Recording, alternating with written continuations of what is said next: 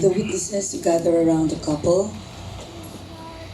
Today, we shall witness the pledge of love between Joshua and Ariane Grace, who shall make an irrevocable promise to live for each other and to share love with an eternal bond before the eyes of the law.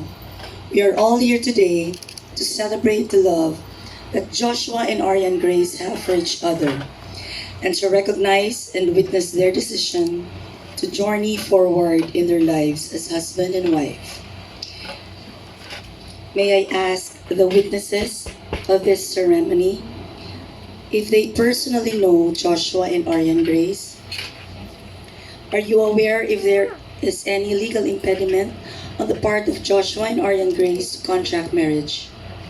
Are they still single? Is there anybody here present who is against the marriage between Joshua and Ariane Grace? Please be recognized. Against. Getting a baby. I'm not a baby. Okay, you're not a baby. If no one is aggrieved of this ceremony, we shall now proceed with the solemnization of the marriage of Joshua and Ariane Grace. Please face me, Joshua and Ariane Grace. Do you swear to... Please raise your right hands. Do you swear to tell the truth, the whole truth, and nothing but the truth in this ceremony? All right, you may put down.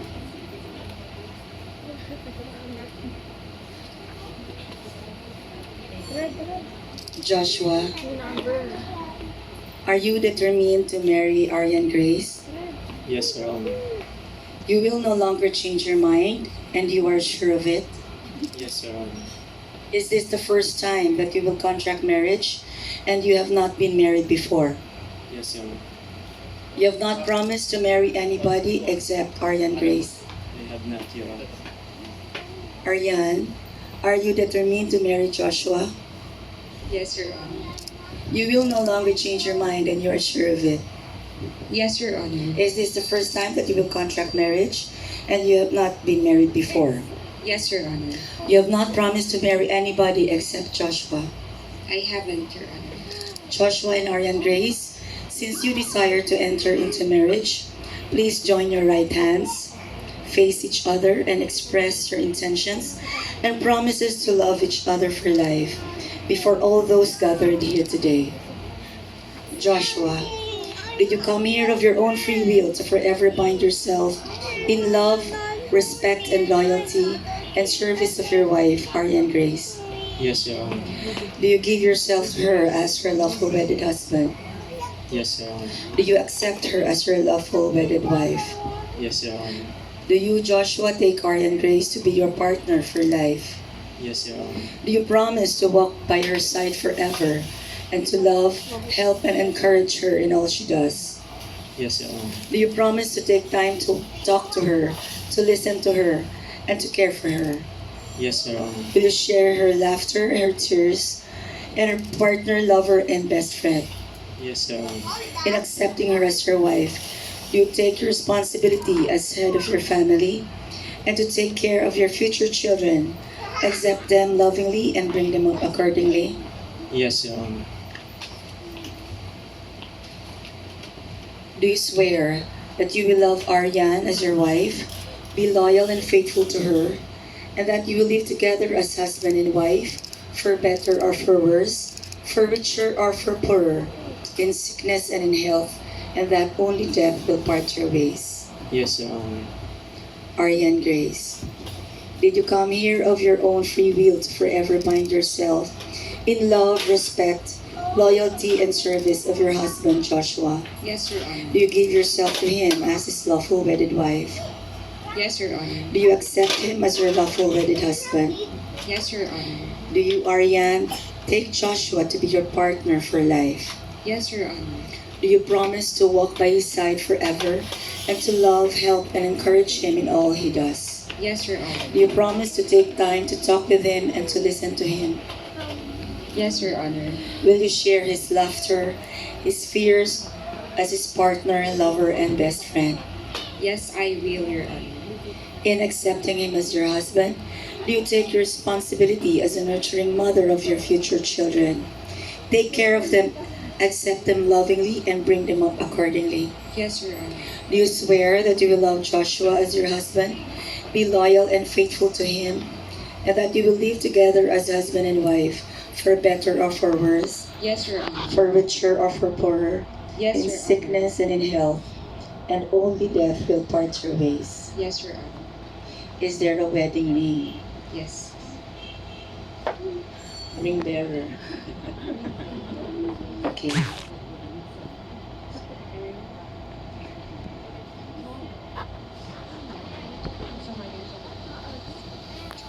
These rings have no beginning and no end, and are fitting symbols of your unending love for each other for all the years to come.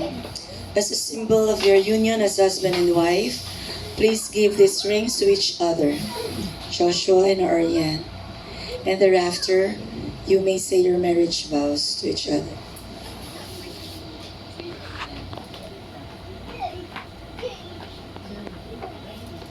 Repeat after me, Joshua. ARRIANE, ARRIANE, wear this ring wear this ring as a sign of my loyalty, as a sign of my loyalty, true love and fidelity. true love and fidelity. As your husband, As your husband, I will stand by your I side will stand by your side all the days of our lives. all the days of our lives.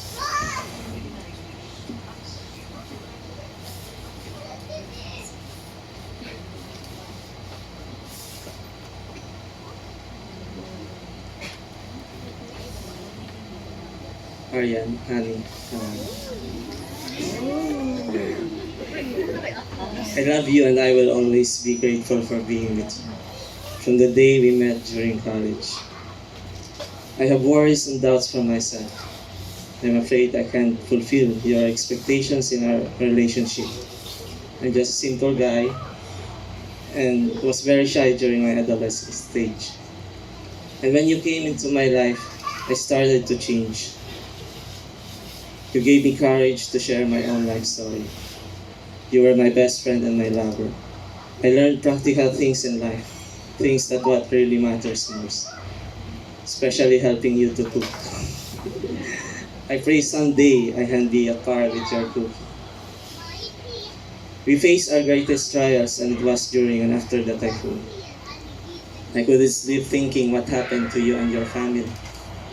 For all of a sudden, our life turned upside down. I was only there for you for a moment. I have my regrets. But life has its purpose and God wouldn't allow us problems that we can solve or overcome. Moving forward, 10 years of our relationship, we have grown and learned so much together. I am grateful to God. He gave me the perfect woman that I want to grow old with. I promise to take care of you when you get sick. I promise to be your remote control when needed. To comfort you when you are sad. I promise to be a good husband. I will always support your passion and dreams. I will not get tired of listening to your stories and your singing. I am truly blessed to be with you for the rest of our life. I look forward in nurturing our love and to have more patience when the situation isn't good. I will love you for the rest of my life. Thank you, Han, and I love you from the bottom of my heart.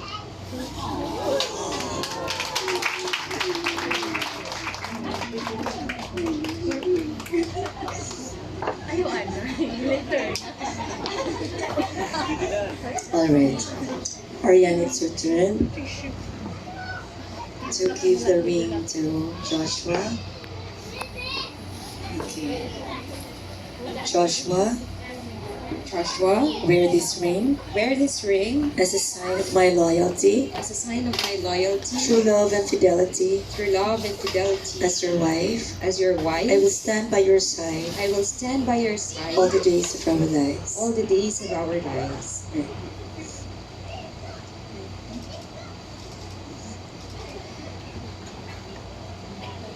Talo ako sa vow mo. You know, Joshua is not the type who writes me love letters, so I guess that was a decade worth of message for me. Thank you so much, Josh. So, the usual, let me start with this line. Jan, how did you know that Josh was really the one? This was a constant question thrown at me by my friends whenever we had this honest to goodness conversation about life. And as per usual, I would normally just say, I just knew it in my heart that he is. But that question always leaves me hanging at some point and really ask myself how sure I was. Until one day, in my reflection, I read about this story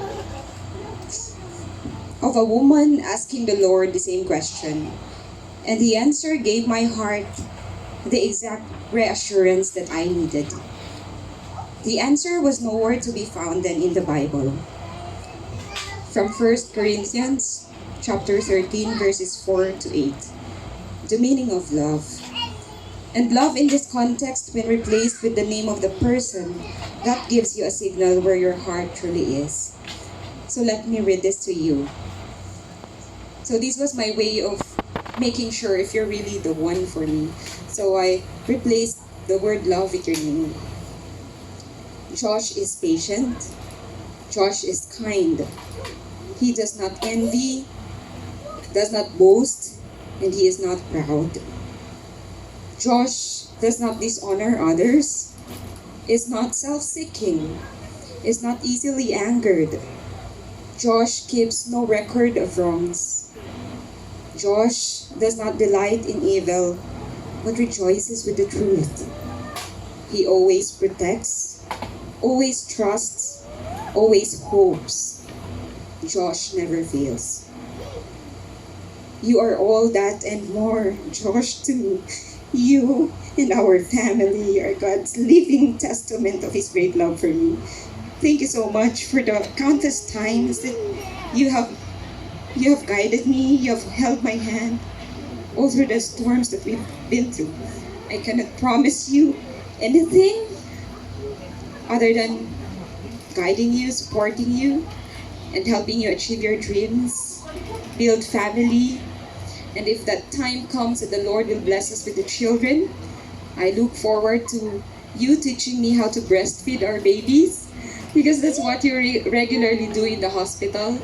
So I'm not sure if her colleagues are here, so I look forward to cooking with you, just like what you tell me. So sabi ko kasi kay Josh, I will cook for you, but he corrected me. He said, I will cook with you.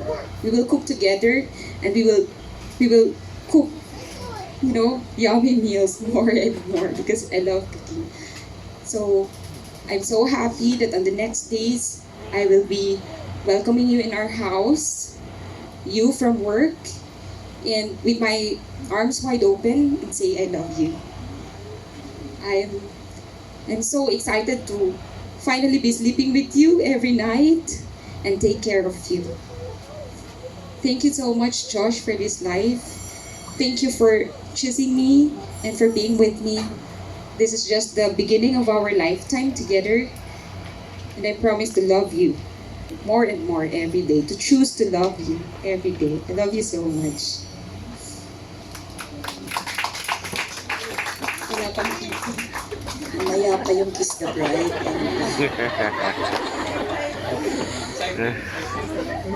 So Joshua and Arian Grace, may your love create a safe haven for you both on the journey that lies ahead of you.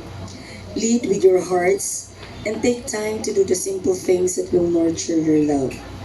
Deeply listen to each other, to your dreams, and to your frustrations. Remember that you are now one. From this day forward, let your love be an inspiration to others to reach for what is good within us all. It is your love for each other that has brought us all together here tonight. May it grow deeper and sweeter with each passing year. And now, to seal this union and show your love for each other, Joshua, you may now kiss your wife, Arian Grace.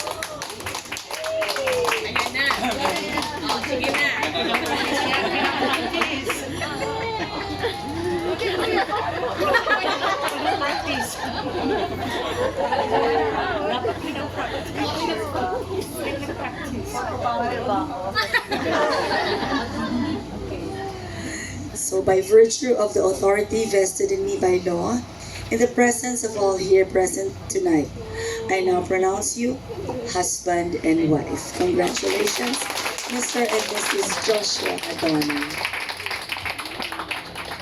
You may now sign your first marriage contract. Asa na yung tape? Doon na lang kayo para ating lingkuran.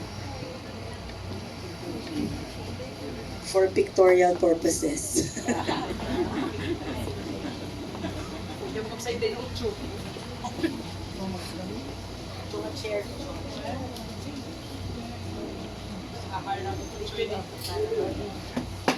Just only if it's time to eat.